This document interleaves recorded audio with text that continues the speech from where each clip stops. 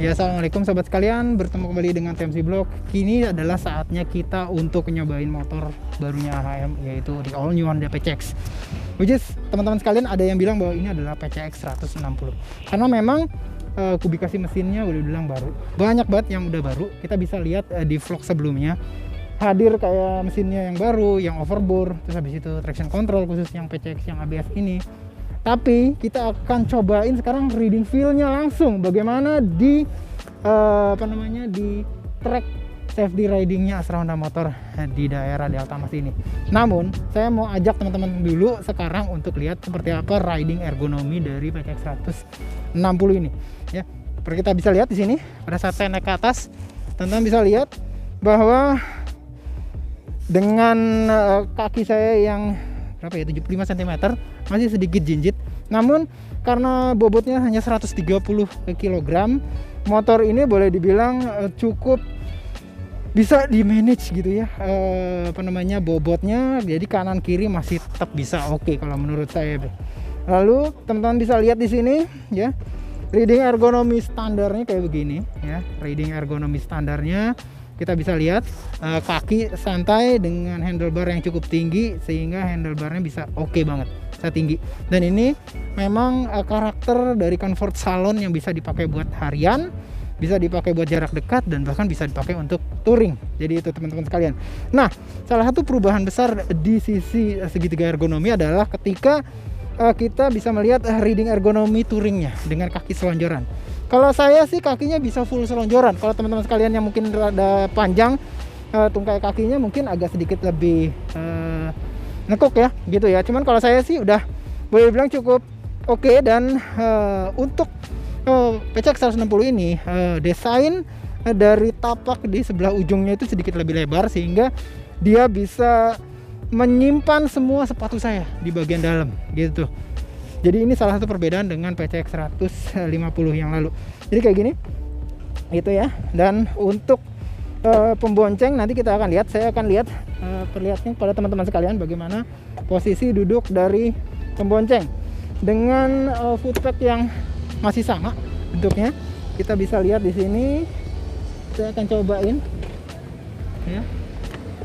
Nah, ini adalah posisi dari pembonceng. Lebih tinggi bila dibandingkan dengan posisi yang di depannya, karena memang posisi joknya lebih tinggi.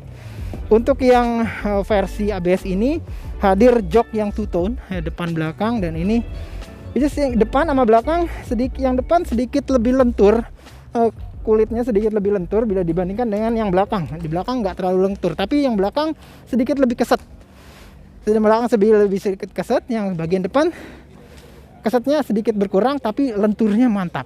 Luar biasa. Dan ini menurut saya punya hasil positif untuk kalau sahabat sekalian mau manuver kiri dan kanan, jadi daerah bokongnya tuh bisa ngikut. Itu aja teman-teman sekalian untuk versi segitiga ergonominya.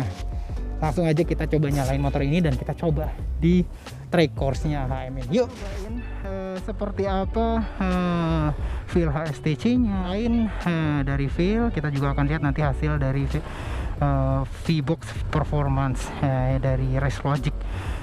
Ya, kita nyalain. Kita maju dikit. Kita akan coba sekarang. Kita akan 2 kali nyoba. Nanti dengan cara yang lebih santai di beberapa lap awal. Lalu juga kita akan tetap ukur berapa akselerasi dari motor ini. Dan kita lihat nanti berapa kilometer per liter konsumsi bahan bakarnya. Ya. Oke, kita sedang menunggu seperti apa pelepasannya. Oke.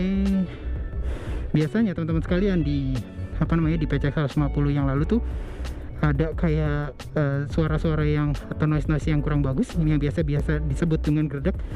Kalau buat saya yang motor yang ini tuh halus, swear, nggak terasa gerdek-gerdek di RPM awal. Kita akan cobain. Wah. Yang bisa saya lakukan pertama adalah selonjoran. Woi, selonjorannya enak, full. Saya bisa full selonjoran banget di sini. Dan, woi teman-teman sekalian, woi, dengan tikungan yang rendah sekali kita masih bisa teman-teman sekalian. Woi, asik nih, asik teman-teman sekalian. Dan kalau saya lihat sih getarannya asli minim banget teman-teman sekalian. Getarannya minim banget untuk di PCX yang baru ini gitu ya. Kita bisa lihat sini minim banget getarannya, dan kita bisa melihat bahwa walaupun nih kita bawanya pelan-pelan aja nih ya kan, kita bawanya pelan-pelan aja, walaupun terasa powernya tuh udah siap banget ya, lebih gede, namun kita bisa lihat asli smooth banget. Kita coba ditanjakan sekarang. Wow. Cobain lagi teman-teman sekalian, itu rem yang buat safety riding ya. Teman-teman sekalian tuh ya. Oke. Dan sekarang kita cobain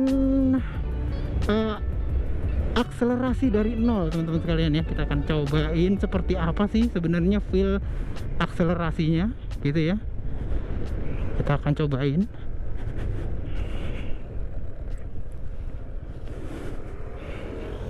Ya. Nah, dia langsung mati karena idling stop. Kita nggak tahu nih berapa nih hasilnya nanti nih. Ini gaspol teman-teman sekalian.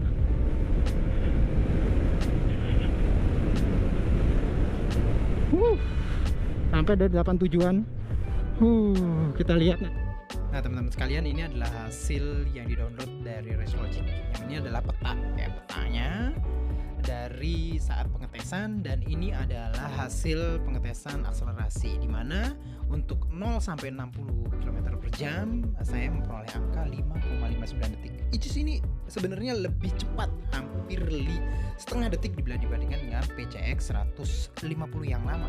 Ya, buat saya ini agak mengejutkan. Kenapa? Karena PCX 160 itu mesinnya itu overbore, yang pada dasarnya adalah tarikan di RPM bawah tuh harusnya lebih rendah dibandingkan PCX 150. Tapi ini tarikan bawahnya lebih cepat dan dibuktikan dengan akselerasi 0,60 yang lebih cepat setengah detik.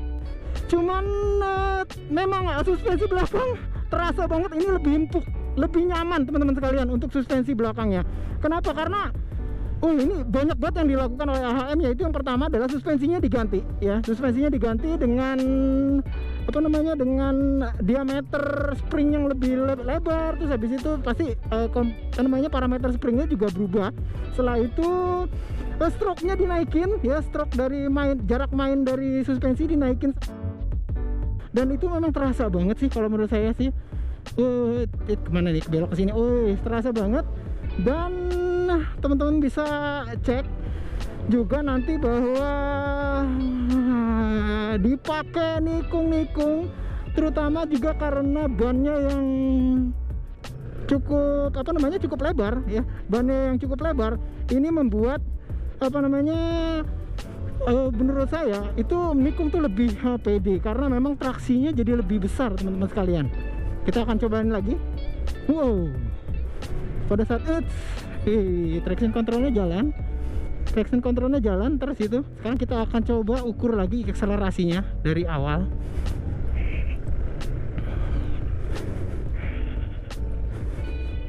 Ya, kita akan coba akselerasinya dari 0. Ini udah gaspol banget teman-teman sekalian. Saya coba nunduk. Gak tahu berapa nih, 88, 19, 10. 2 rem. Mantap teman-teman sekalian.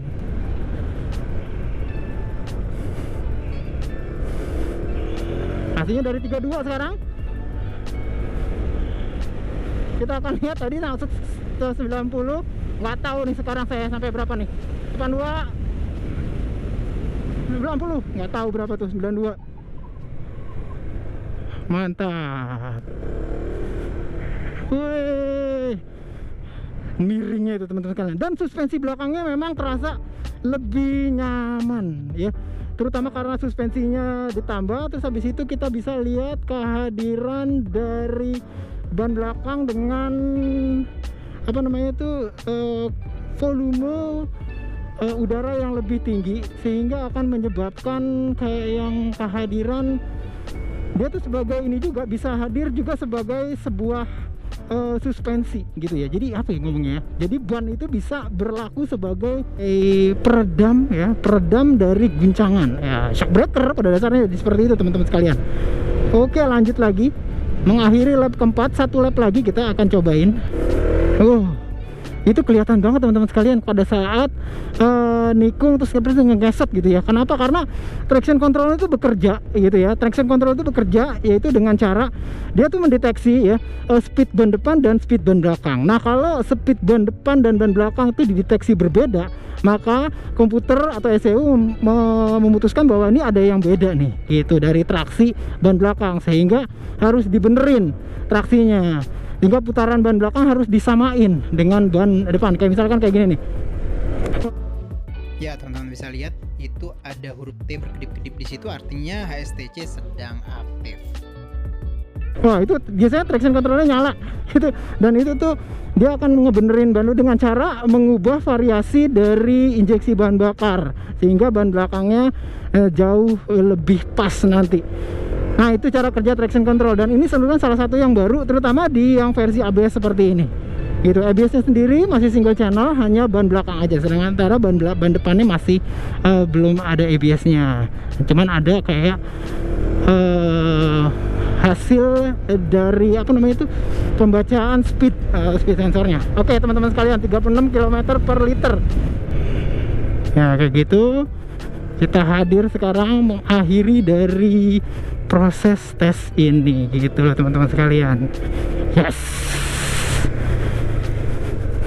ya, teman-teman sudah mulai hadir di sana.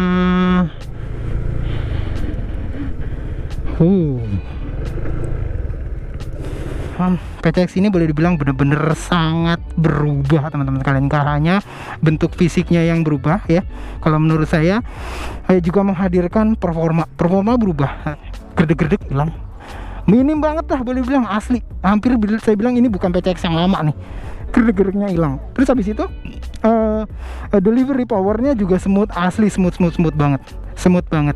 Terus habis itu ban depan yang berbeda dengan ban belakang, ban depan tetap menghasilkan kayak agility, kelincahan yang cukup keren, sementara ban belakang yang lebih besar traksinya bisa lebih hadir gitu ya. Setelah itu juga, dan dengan ban yang lebih besar, volume lebih banyak, ditambah lagi dengan suspensi yang sudah beda, ini menghasilkan kayak proses suspensi atau pengabsorpsian dari getaran ya, shock absorption ya, itu lebih baik.